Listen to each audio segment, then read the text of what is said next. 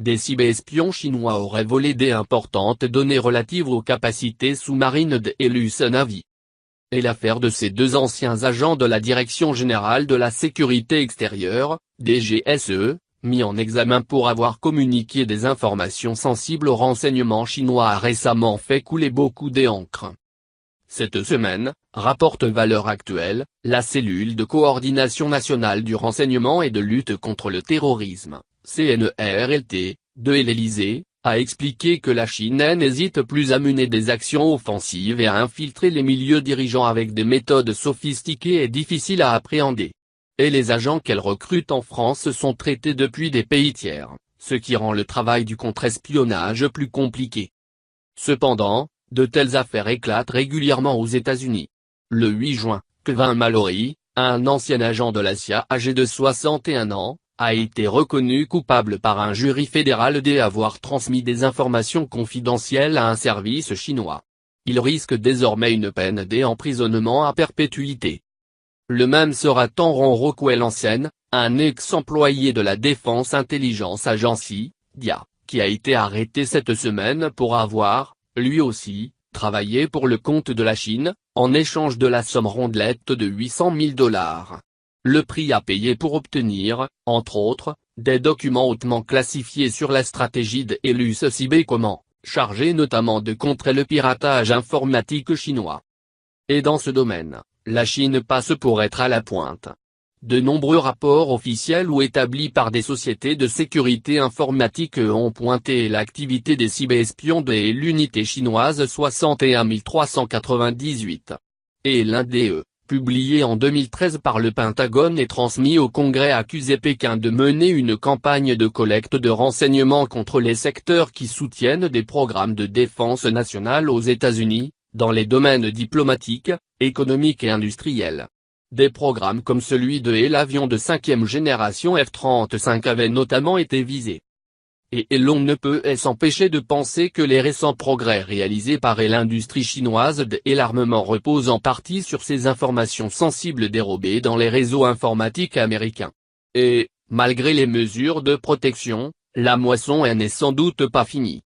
Ainsi, le Washington Post a révélé, le 8 juin, que des pirates informatiques chinois avaient réussi à subtiliser 614 gigaoctets de données confidentielles relatives à plusieurs programmes d'armement conduits par Helus Navy, en s'introduisant dans le système informatique d'un sous-traitant du Naval Undersea Warfare Santé.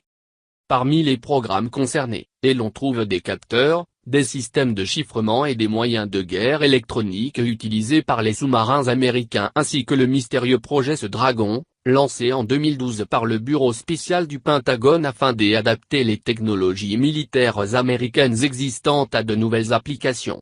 Pendant longtemps, il a été sous la coupe du Secret Capability Office.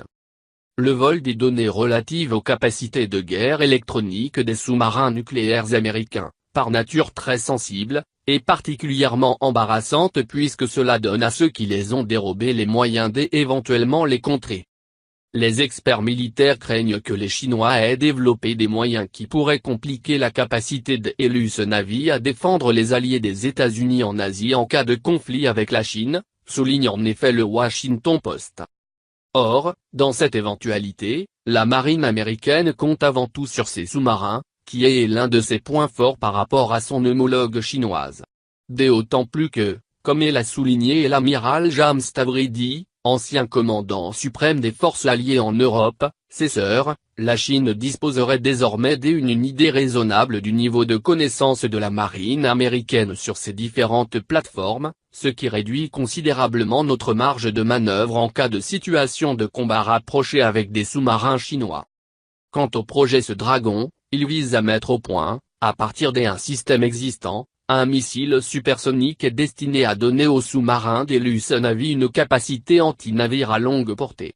Le Pentagone a demandé ou utilisé plus de $300 millions pour le projet depuis fin 2015 et a annoncé qu'il prévoyait de commencer les essais sous-marins en septembre, écrit le quotidien américain.